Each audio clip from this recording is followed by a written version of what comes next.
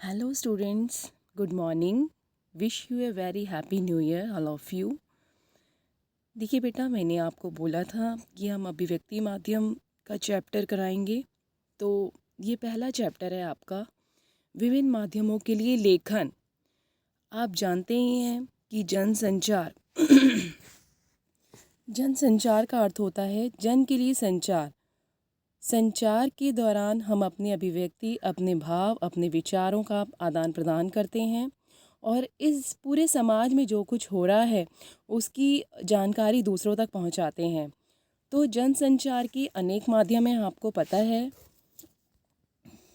जनसंचार के अनेक माध्यम हैं और जैसे मुद्रित माध्यम के अंतर्गत क्या आया? समाचार पत्र, रेडियो, समाचार पत्र, पत्रिकाएं, पुस्तकें इत्यादि। और दूसरी ओर रेडियो और टेलीविज़न जैसे दृश्य और श्रव्य साधन हैं जिनकी मदद से हम दुनिया भर में हो रही घटनाओं की जानकारी पाते हैं। तो इनमें से कुछ माध्यम तो पुराने हो चुके हैं जैसे मुद्रित माध्यम, और कुछ नए माध्यम भी हमारे साथ जुड़ गए हैं। लेकिन ऐसा नहीं है, पुराने माध्यमों का विस्तार और प्रचार अभी तक हो रहा है और उसकी उपयोगिता अपने स्थान पर वैसे ही है जैसे पहले थी। जनसंचार के आधुनिक माध्यमों में सबसे पुराना माध्यम हमारे सामने आता है मुद्रित माध्यम। अब आप ये पूछेंगे ये मुद्रित माध्यम हमारे यहाँ कब आया, कि कौन से देश में आया? तो मुद्रण का प्रारंभ सबसे पहले चीन में हुआ।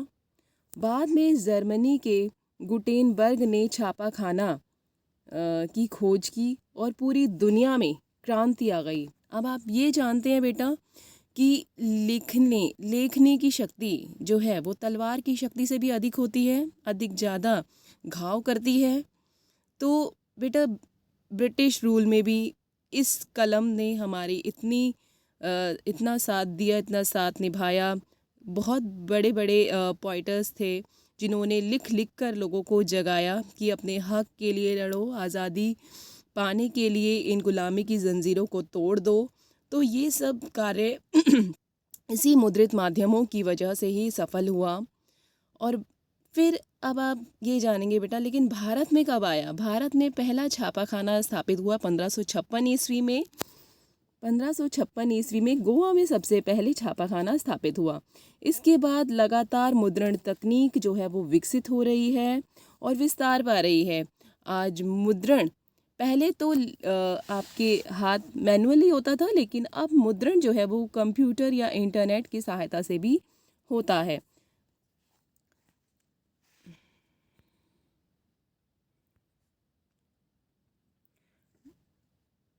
मुद्रित माध्यमों में लिखित शब्दों का अपना महत्व होता है बेटा। वहीं दूसरी ओर उसकी यह कमी भी है क्योंकि इन माध्यमों का जो पठन पाठन है वो केवल साक्षर व्यक्ति ही कर सकता है, निरक्षर उसका लाभ नहीं उठा सकता।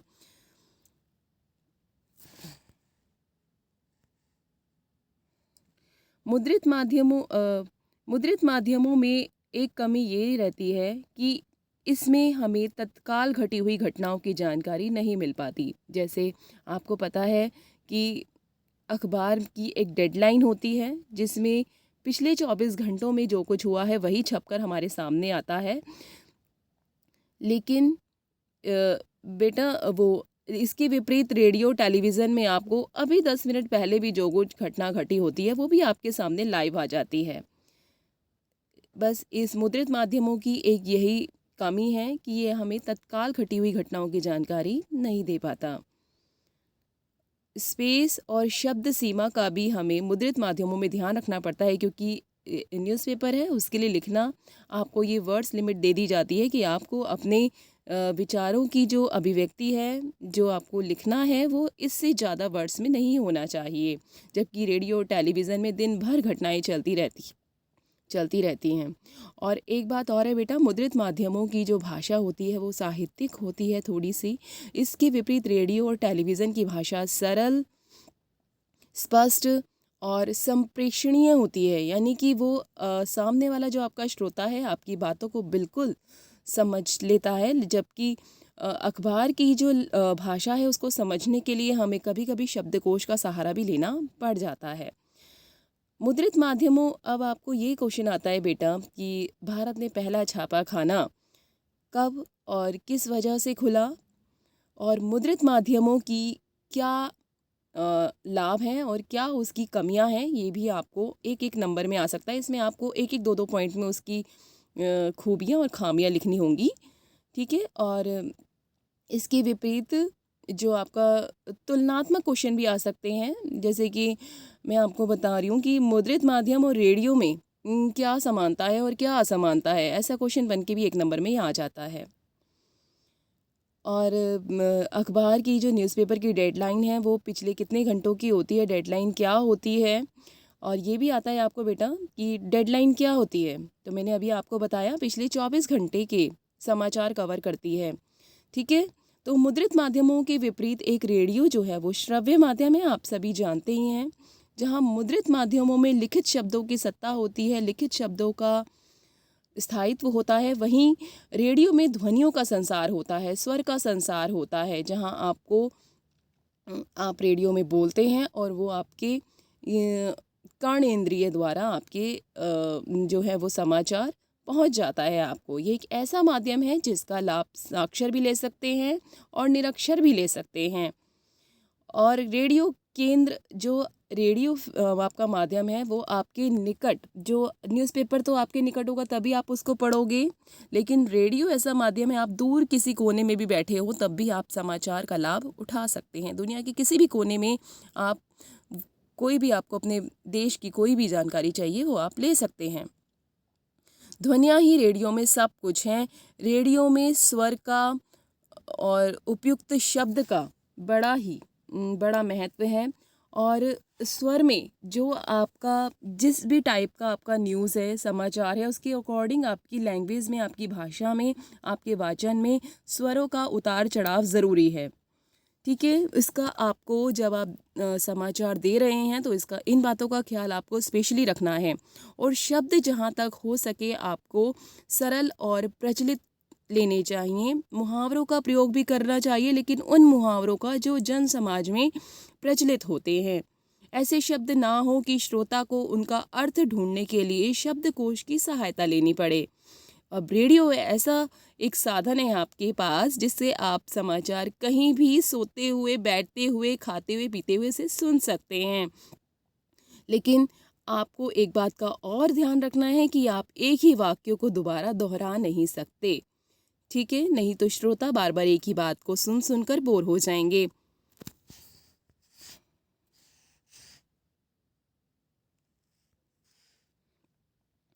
देखो बेटा, एक बात और भी है, जो मुद्रित माध्यम है हमारे पास स्थायित्व होते हैं, मतलब हमारे पास रखे होते हैं। हम रात को, कल सुबह, परसों, कभी भी उसको देख सकते हैं, कभी भी पढ़ सकते हैं।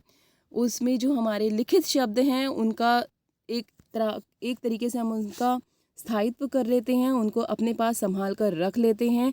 लेकिन रेडियो में जब भी कार्यक्रम प्रस्तुत होता है, नाटक प्रस्तुत होता है, समाचार प्रस्तुत होते हैं, और जो भी टाइमिंग आपको दी जाती है उसी टाइमिंग पर आपको बैठना पड़ता है, सुनना पड़ता है, आप तभी उसका आनंद उठा सकते हैं। पर इसके विपरीत जो मुद्रित माध्यम है उसमें आपके साथ ऐसी बाउंडेशन नहीं है। टीवी, इसके बाद आता है आपका बेटा टीवी माध्यम।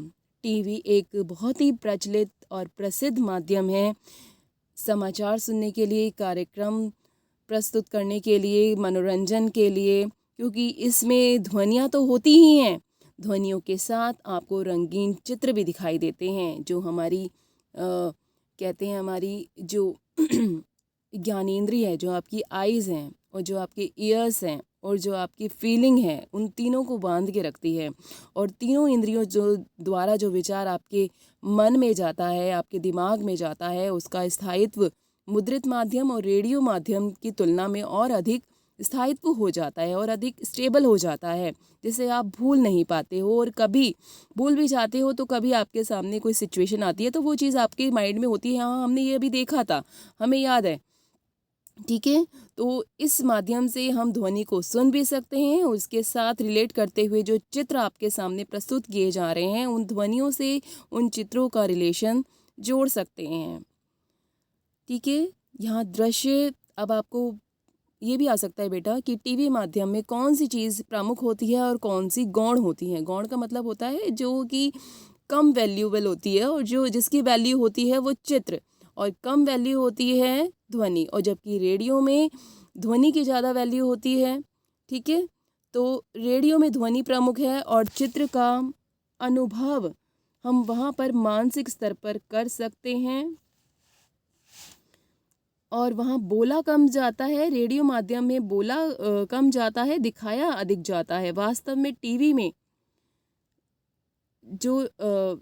में चित्रों का महत्व अधिक होता है। चित्रों की गतिशीलता ना केवल दर्शकों को बांधे रखती है, और बल्कि शब्दों से अधिक वस्तु स्थिति स्पष्ट हो जाती है। जबकि हम किसी बात को, देखो बेटा, कहते हैं ना, कानों से सुनी हुई बातों पर इतना अधिक विश्वास नहीं होता जितना हम अपनी आँखों से जो बात देख लेते हैं उस पर अधिक विश्वास करते हैं। तो यही माध्यम, जो टीवी माध्यम है, वो आपको यही सिचुएशन सिद्ध करके देता है कि अगर आपको घटना की सूचना देता है तो साथ में उसका चित्र भी प्रस्तुत करता है। ठीक है, जो कि शब्दों में शायद संभव नहीं है। आपको एक चित्र बहुत कुछ कह देता है जो आपको हम वर्बली कुछ नहीं कह पाते हो, लेकिन एक चित्र अगर आपको दिखा दिया जाए तो उससे आप अधिक समझ सकते हैं कि इस चित्र में ऐसा क्या है और क्या हुआ होगा। तो ये बात है बेटा। बाढ़ के समाचार, भूकंप के समाचार इसी दृष्टि से देखे जा सकते हैं। यदि आप बाढ़ का चित्र दिखा देते हैं और उसके साथ सूचना प्रकट करते हैं तो बहुत सारी बातें वो आपका एक चित्र ही कह देता है, और आपको ज़्यादा कहने की ज़रूरत नहीं पड़ती। इसलिए सभी के बीच में ये अखबार और रेडियो की तुलना में टीवी जो माध्यम है वो ज़्यादा पॉपुलर है। अब आता है बेटा हमारा आज का एक लोकप्रिय माध्यम, इंटरनेट, जो कि आज लोगों से इतना अधिक जुड़ गया है कि लोग इसका जो है साथ 24 घंटे इसके साथ रहना इतना अधिक पसंद करते हैं कि और कोई चीज़ उन्हें नहीं दिखाई पड़ती। इसका अर्थ है नेटवर्कों का नेटवर्क, यानी कि बहुत बड़ा जाल नेटवर्क का आज के टाइम पे बिछ चुका है। आप देख सकते हैं कि बहुत से लोग इंटरनेट का यूज़ करते हैं। चलते चलते, रास्ते पर चलते, क्रॉस करते, उनके हाथ में मोबाइल में कोई भी चीज़ जो उनको देखनी है, जो समझनी है, वही उसी के लिए इतने आतुर होते हैं कि उनके हाथ से ये इंटरनेट छूटता ही नहीं है। अब ये एक ऐसा माध्यम है, बहुत सारी खूबियाँ इसमें हैं। ये एक तरीके का आपकी लाइब्रेरी भी है। जैसे आप एक लाइब्रेरी में जाकर क्या करते हैं, पुरानी से पुरानी किताब ढूंढते हैं, पुरानी से पुरानी जानकारी ढूंढते हैं, किसने क्या कहा था, कौन सी बुक किसने लिखी थी, इन सब बातों की जानकारी जैसे आपको लाइब्रेरी में मिलती है वैसे ही इंटरनेट माध्यम में भी मिलती है आपको। इसने आपके सामने पूरी दुनिया खोल कर रख दी है। इससे आप सूचना प्राप्त कर सकते हैं, मनोरंजन भी और ज्ञान भी प्राप्त कर सकते हैं। दूसरी ओर इसमें ऐसी बहुत सी सामग्री है जो हमारे लिए और बच्चों के लिए घातक भी है, नुकसानदायक भी है, पर उसी सामग्री से हमें बचना चाहिए। कई बार इंटरनेट अश्लीलता का माध्यम भी बन जाता है, जिससे बच्चों के आगे आने वाले करियर पर दुअसर बुरा प्रभाव पड़ता है। लेकिन हमें यह सोचकर इंटरनेट का सहारा लेना चाहिए, उसकी खूबियों से हमें प्यार करना चाहिए, उसमें वही चीज़ का लाभ हमें लेना चाहिए जो कि हमें वो बहुत कुछ दे सकती है जो अन्य माध्यम हमें नहीं दे सकते। इंटरनेट ने जहां मीडिया को मदद दी है, वहीं चिकित्सा और शोध को भी इसने काफ़ी हमारे सामने सरल बना दिया है। हमें कुछ भी खोज प्रमाण करने की अब बहुत सारी सामग्री अपने पास इकट्ठा करके रखने की कोई ज़रूरत नहीं है। आप इंटरनेट को यूज़ करके बहुत पुरानी से पुरानी चीज़ भी अपने सामने ला सकते हैं। तो बेटा इसके अंदर आपको ये सुनने में आ सकता है, ये मतलब प्रश्न आ सकता है कि इंटरनेट क्या होता है, इसके लाभ और हानि बताइए।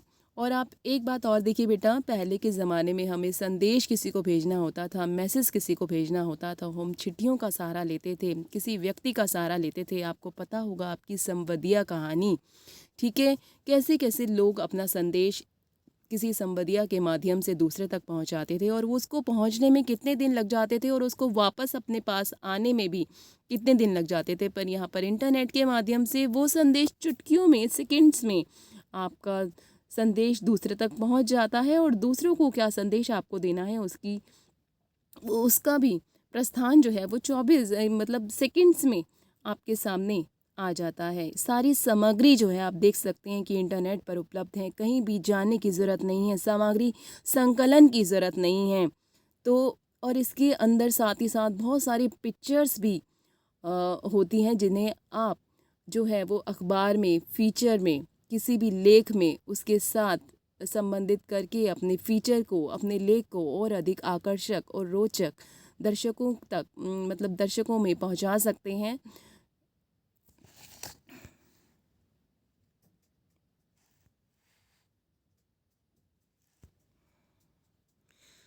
देखो बेटा, जब इंटरनेट पर समाचार पत्रों का प्रकाशन या समाचारों का आदान प्रदान होता है तो वह इंटरनेट पत्रकारिता बन जाती है। अब आपको एक नंबर का क्वेश्चन ये भी आ सकता है कि इंटरनेट पत्रकारिता क्या होती है।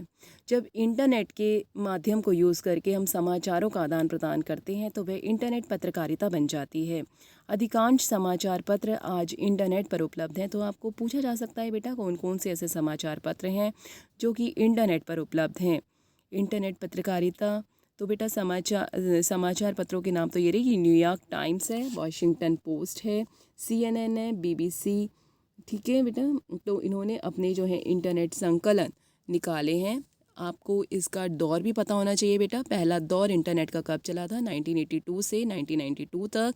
दूसरा चला था 1993 से 2001 तक। और अब जो ये चल रहा है वो इंटरनेट का तीसरा चरण है, जहाँ पर इंटरनेट अपनी चरम सीमा पर पहुँच गया है। अब भारत में भी अनेक समाचार पत्र और पत्रिकाएं हैं जो इंटरनेट पर उपलब्ध हैं। ठीक है बेटा, ये थी बात दुनिया की, संसार की। अब भारत की बात आती है। इसमें भारत में Nai Duniya, Amar Ujala, Hindustan Times, Navbharat Times, Outlook, India Today आदि हैं जो, और कई चैनल भी हैं जो कि आपके इंटरनेट पर उपलब्ध हैं, जैसे जी न्यूज़, आज तक, IBN इत्यादि। और हिंदी में भी नेट पत्रकारिता की शुरुआत जो है वेब दुनिया से हुई है, लेकिन अभी ये अपनी विकासशील की सीढ़ी पर अभी थोड़ा सा उसको टाइम लगेगा हिंदी पत्रकारिता को आने में, पर ये भी अब निरंतर प्रगति पा रही है।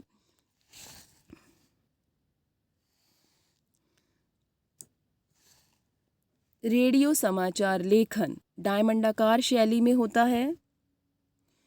रेडियो समाचार लेखन डायमंडाकार शैली में होता है। डायमंडाकार शैली मैंने आपको बताना चाहूँगी, उल्टा पिरामिड शैली भी इसको बोलते हैं।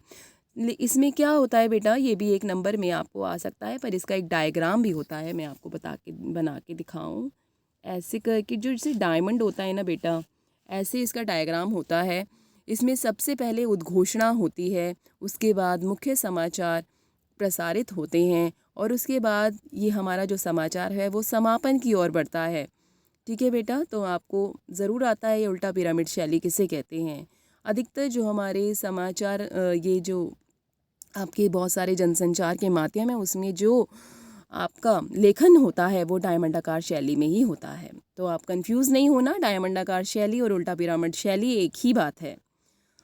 रेडियो समाचार लेखन के लिए कुछ बुनियादी बातें भी हैं बेटा, जिनको आपको ध्यान में रखकर लिखना है। तो बेटा आगे जाकर ग्रेजुएशन लेवल पे मास मीडिया भी होता है, जिसमें आगे जाके बच्चे अपना कैरियर बनाते हैं, मीडिया में जाते हैं, मीडिया के संवाददाता भी बनते हैं, मीडिया के लिए लिखते भी हैं। राइटर बनना, एडिटर बनना है, ये आपके ऊपर है। तो बेटा इसमें ये चीज़ बहुत काम आती है कि आपको पता होना चाहिए कि लेखन किस तरीके से किया जाता है। जैसे कि इस चैप्टर के नाम से ही स्पष्ट है कि विभिन्न माध्यमों के लिए लेखन हमें कैसे करना है। तो कुछ बातें हैं बेटा। रेडियो समाचार लेखन की कॉपी जो है वो टंकित होनी चाहिए। टंकित कहते हैं बेटा, टाइप्ड होनी चाहिए। और टंकित मतलब जैसे एक साइड से टंकित और साफ़ सुथरी होनी चाहिए, ताकि वाचक या वाचिका इसको आसानी से पढ़ सकें, उन्हें किसी मुश्किलों का सामना ना करना पड़े। और समाचारों का जो टंकन है वो ट्रिपल स्पेस में किया जाता है। पृष्ठ के दोनों ओर पर्याप्त रूप से आपको हाशिया छोड़ना पड़ता है। एक पंक्ति में इसके कुछ रूल्स हैं बेटा, कुछ पॉइंट्स हैं ये जो आपको अपने जो है वो ध्यान में रखने हैं। और एक ही पंक्ति में 12-13 शब्दों से ज़्यादा शब्द नहीं होने चाहिए, और पंक्ति के अंत में कोई भी शब्द जो है वो विभाजित नहीं होना चाहिए, और जो आपका पूरा एक पेज है उसमें जो लास्ट लाइन है वो अधूरी नहीं होनी चाहिए। ठीक है, आंकड़ों का प्रयोग भी आपको कम से कम करना है। जैसे बहुत बड़ी संख्या होती है बेटा, लैक्स में, करोड़ में, तो आप ध्यान रखें कि उनको अंकों में लिखने के बजाय शब्दों में लिखें। जैसे इसमें बता रखा है बेटा कि इसको हम 6,77,890 लिखे बजाय अंकों में लिखने के, क्योंकि जब हम पढ़ेंगे इसको तो हमें पता लगाना पड़ेगा कि उसे पहले देखना पड़ेगा कि ये क्या है, कितनी संख्या है, तो उनके मुंह से एकदम नहीं निकल पाएगा और लोग भी इसको ठीक से अपने दिमाग में स्टेबल नहीं कर पाएंगे। आप इसको अप्रॉक्सीमेट में भी बता सकते हैं, जैसे 7.25 लाख। तिथियों का लिखना भी, आप जब तिथियां लिखते हैं तो भी वो शब्दों में ही लिखी जानी चाहिए बजाय अंकों में लिखने के। तो समाचार में तो समय का बोध कराने के लिए, समय का बोध जब हम रेडियो समाचार के माध्यम से करा रहे हैं तो हम आपको जो सूचनाएं दे रहे हैं, घटनाओं की जो जानकारी दे रहे हैं, जैसे वो घटना आज सुबह हुई है तो आप सुबह, आज सुबह, आज दोपहर, आज शाम, ऐसे वर्ड का इस्तेमाल करेंगे। ठीक है जैसे कोई बैठक हुई है, कल हुई बैठक, जैसे इस अगले साल इस चीज़ की आशंका है। ठीक है, तो इन्हीं शब्दों का इस्तेमाल आप करेंगे। संक्षिप्त अक्षर, जैसे बेटा संक्षिप्त अक्षर आप बोलते हैं, शॉर्ट फॉर्म जो होती है शब्दों की, उनका प्रयोग भी हमें कम से कम करना चाहिए। पहले ज़रूरी है कि आप उन संक्षिप्त अक्षरों को अच्छे तरीके से एक्सप्लेन कर लें, फिर उसके बाद जो है बेटा उन्हें संक्षिप्त अक्षरों का उनका प्रयोग करें, ताकि आपके श्रोता को पता लग जाए कि संक्षिप्त अक्षर का मेन अर्थ क्या है। जैसे बेटा मैं आपको एग्जांपल दूं, जैसे WHO आप जानते हैं, वर्ल्ड हेल्थ ऑर्गेनाइजेशन, इसका पूरा फुल फॉर्म है। ठीक है, तो इसके पहले आप बताकर फिर आप WHO का प्रयोग कर सकते हैं। ठीक है बेटा, इसके अलावा और भी संक्षिप्त अक्षर हैं जिनका प्रयोग आपको पूरा मीनिंग बताने के बाद उसका प्रयोग करना चाहिए।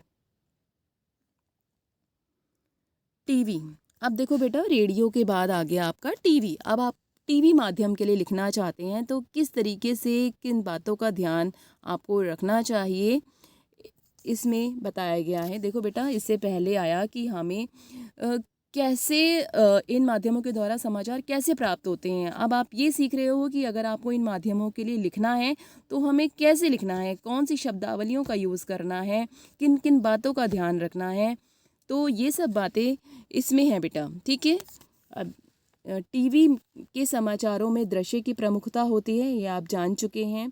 तो यहाँ सुनाने की अपेक्षा दिखाने पर अधिक बल दिया जाता है, इसलिए यह अपेक्षा होती है जो टीवी माध्यम के लिए लिख रहे हैं वो ऐसा लेखन करे जो दृश्यों को अधिक बल दे, शब्दों का कम, और चित्र जो हैं वो जो आप बोल रहे हैं वो दृश्यों को जो हैं वो बल दें और उनका पूरक बने। दृश्य और शब्द का आपस में सामंजस्य होना चाहिए। ऐसा नहीं होना चाहिए कि आप चित्र किसी और का दिखा रहे हैं और आपके शब्द जो हैं वो किसी और दिशा में जा रहे हैं, ऐसा नहीं होना चाहिए। टीवी पर सबसे पहले जो है वो एंकर जो है वो समाचार पढ़ता है और उसके बाद पर्दे पर चित्र गतिशील रहता है। टीवी की कुछ अपनी तकनीकी शब्दावलियां हैं जिन्हें समझ लेना आवश्यक है। आप जानते हैं बेटा, ब्रेकिंग न्यूज़, आप पूछते ना कि आज की ब्रेकिंग न्यूज़ क्या है। ठीक है, तो ब्रेकिंग न्यूज़ क्या होती है बेटा, बहुत बड़ी खबर जो तत्काल दर्शकों तक पहुंचाई जाती है और सीधे सीधे वो कम से कम शब्दों में केवल घटना की सूचना दी जाती है। इसमें सिर्फ घटना की सूचना दी जाती है और इसमें कम से कम शब्दों का आपको इस्तेमाल किया जाता है। फिर होता है बेटा ड्राई एंकर।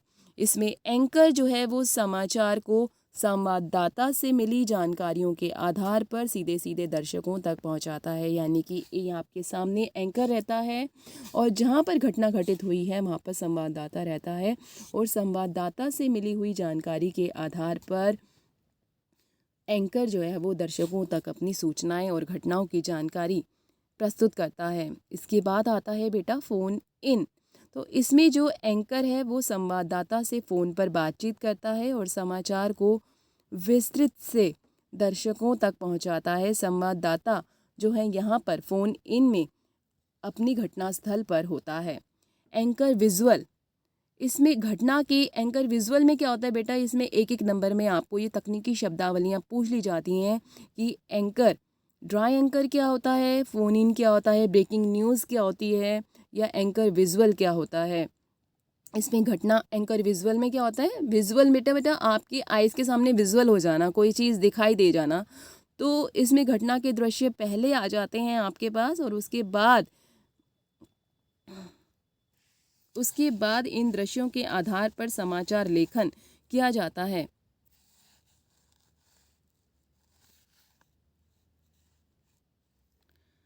इसमें कुछ सूचनाएं प्रदान करने के बाद दृश्यों को दिखाया जाता है। ठीक है बेटा, पहले कुछ सूचनाएं प्रदान कर दी जाती है, फिर सारे के सारे चित्र जो है वो आपके सामने विजुअल हो जाते हैं। ठीक है बेटा, अब आ गया बेटा एंकर बाइट।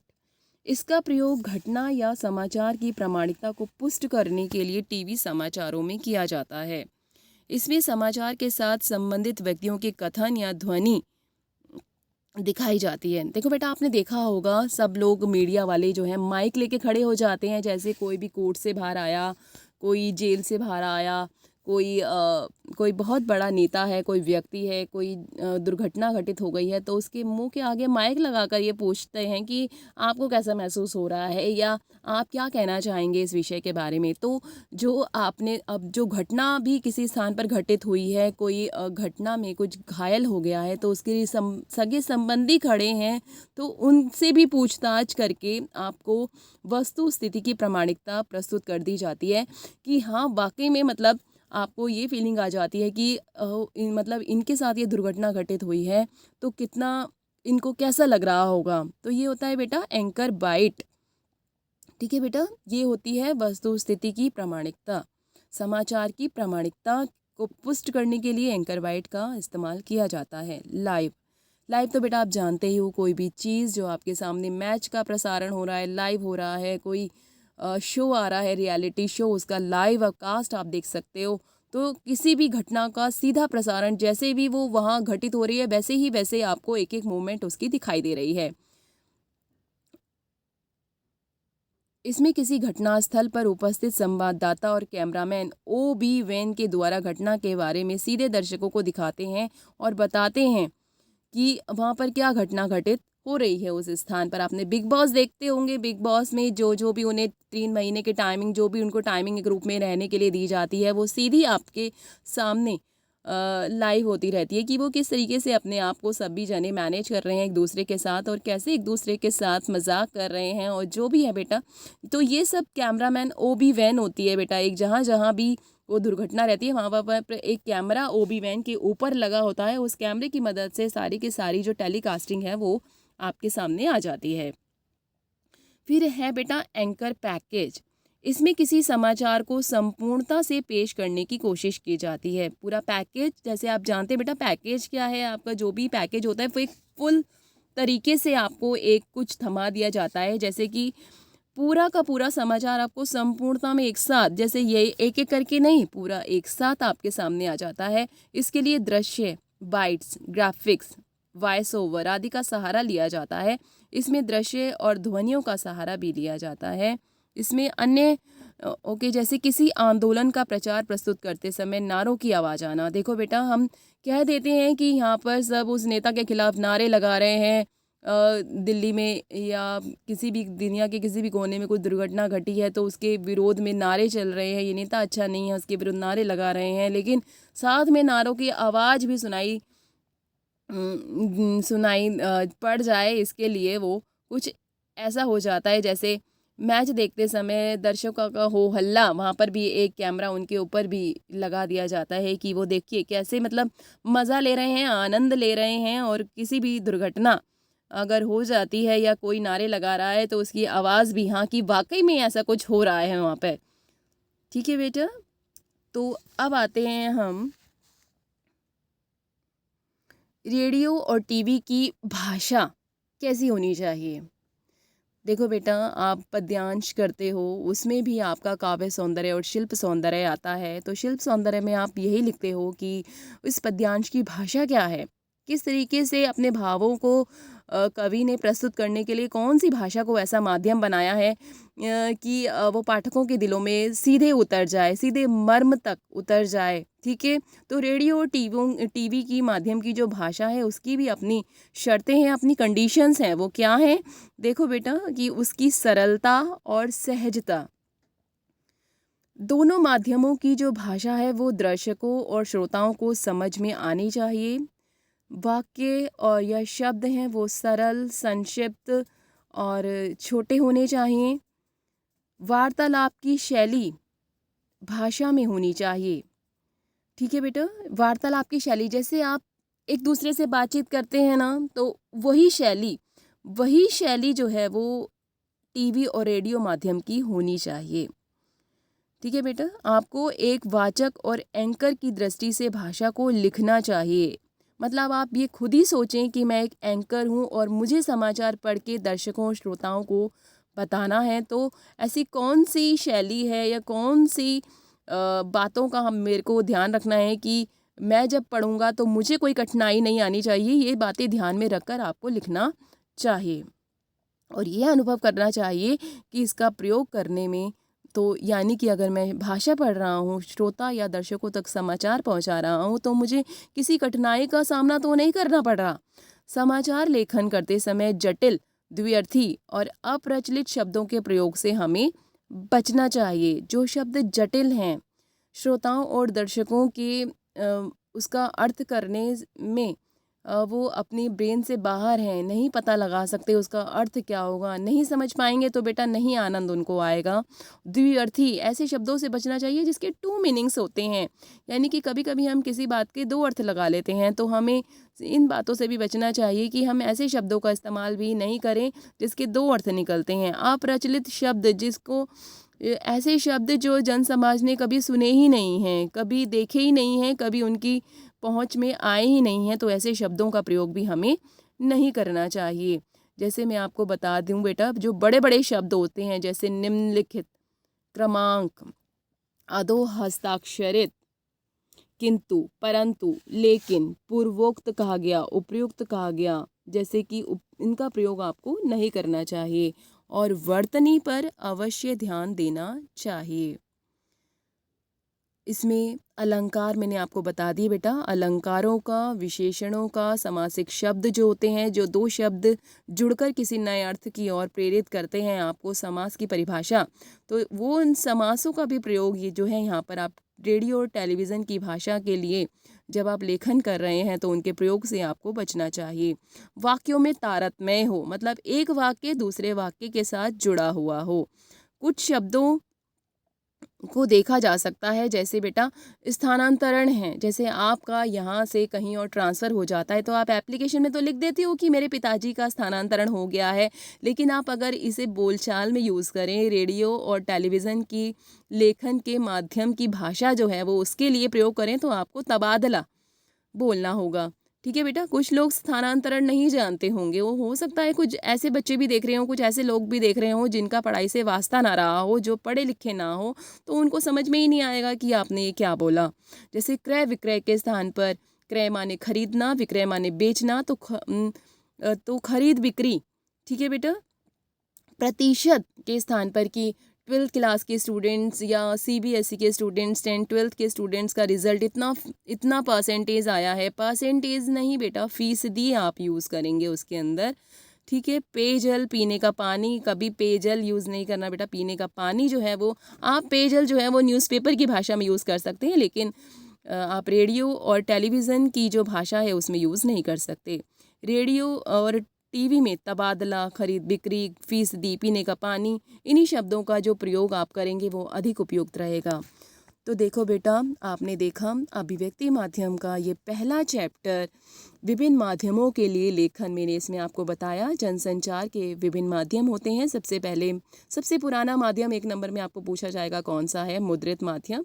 और मुद्रित माध्यम के अंतर्गत आपका क्या क्या आता है, समाचार पत्र, पत्र पत्रिकाएं, पुस्तकें, इत्यादि, जिनमें लिखित शब्दों का स्थायित्व रहता है। आप कभी भी निकाल के शेल्फ से कोई भी बुक ले सकते हैं, पढ़ सकते हैं, किसी भी टाइम में आपको वो नॉलेज मिल जाएगी। लेकिन इसके विपरीत जो है आपका रेडियो और टेलीविज़न में जो आपको जो कुछ जानकारी लेनी है उसका एक टाइम होता है, एक बाउंडेशन होती है कि उसी टाइम पे आपको वो जानकारी, घटना मिल जाती है, मिल सकती है।